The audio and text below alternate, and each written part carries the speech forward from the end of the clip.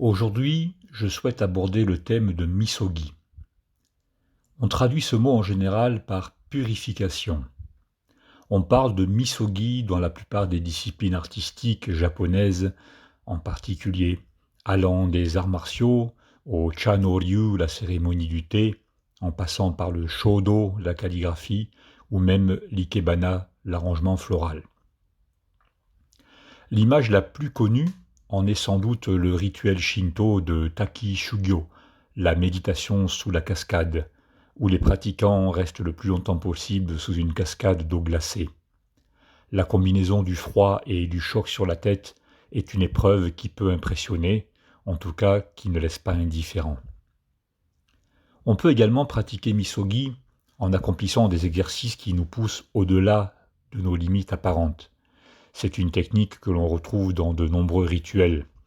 Je me souviens avoir ainsi célébré de très nombreux réveillons avec mon école d'aïkido, où nous étions sur le tapis le 31 décembre à 23h30 et nous pratiquions 108 fois le mouvement Ikkyo, le mouvement le plus fondamental de l'aïkido, en position suwariwaza, c'est-à-dire à genoux. Nous passions ainsi la nouvelle année en accomplissant ce rituel qui demandait une certaine motivation pour être capable de dépasser sa fatigue et ses douleurs. Le sens réel de misogi est en fait retirer des couches de chair, un peu à l'instar de ces donneurs kebab où le cuisinier vient taillader progressivement un morceau de viande circulaire fiché sur un axe. Il nous faut également venir retirer régulièrement ces couches par la pratique d'exercices qui vont nous pousser dans nos retranchements. Mon maître d'aïkido, Kazuo Chiba, disait « À chaque cours, vous devez perdre quelque chose ». Cette phrase est très puissante car elle peut bouleverser le sentiment d'un pratiquant. Au départ, nombreuses sont les personnes qui entament une discipline avec l'idée, justement, d'apprendre, donc de s'enrichir, de s'améliorer, d'être ou d'avoir plus à la sortie qu'à l'entrée. Par conséquent, se dire qu'en fait on doit avoir moins à la fin qu'au début peut paraître contre-intuitif, voire contre-productif. C'est là que réside le paradoxe apparent. Que ce soit en musique, en danse ou dans les arts martiaux, un professeur vous dira, arrivé à un certain niveau, il faut oublier la technique. C'est-à-dire en fait qu'il faut faire appel à des zones du cerveau différentes.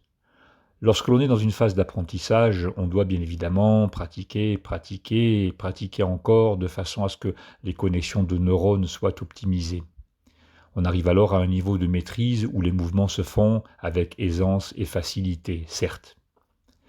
Mais après, il faut aller au-delà de ça.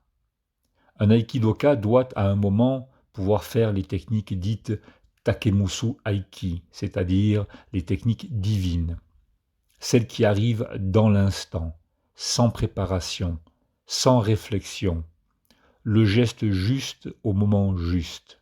Là, il n'est plus question de maîtrise, mais de spontanéité, voire de créativité. J'ai toujours en tête l'histoire de ce samouraï à qui on avait tendu une embuscade au coin d'une rue. Soudain, il se trouve face à un assaillant armé, et là, par réflexe, il ne sort pas son katana, le grand sabre du samouraï classique, mais au contraire son wakizashi, le petit sabre, en général utilisé à l'intérieur et non pas dans la rue.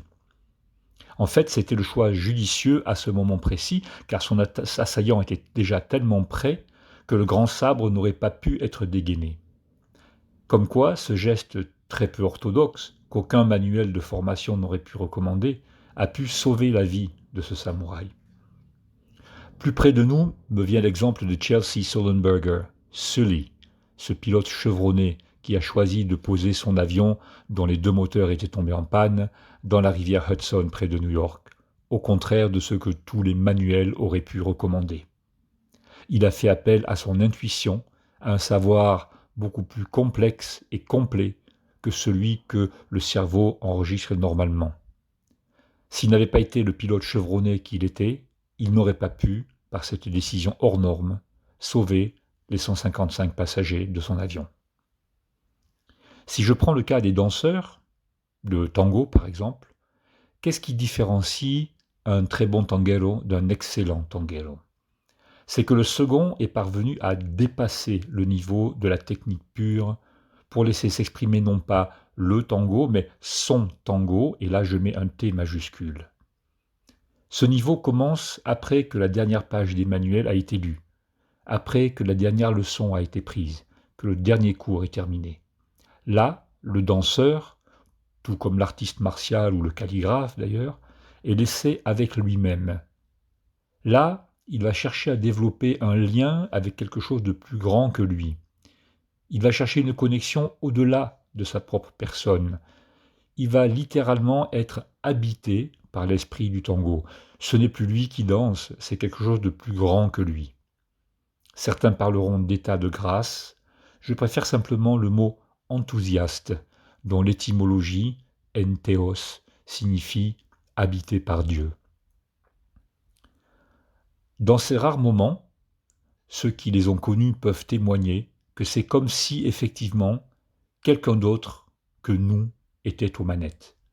J'ai connu ces moments à quelques occasions, cette impression d'une force supérieure impérieuse et en quelque sorte extérieure qui nous dicte un comportement et nous pousse à agir presque en dépit de nous-mêmes. À ce moment-là, il n'y a plus de couche à enlever, on est dénudé, on s'est rendu. On a rendu toutes nos défenses, toutes nos défiances, tous nos doutes, nos certitudes aussi. Il n'y a plus rien en nous-mêmes qui fasse obstacle. On assiste à une dissolution de l'ego au profit d'un sentiment à la fois de sérénité et d'immense confiance. Dans ces moments-là, pour ceux qui les ont connus, on ressent la nature transformative de l'exercice. Et il existe clairement un avant et un après. C'est à la fois la conséquence et l'objectif de Misogi, la purification.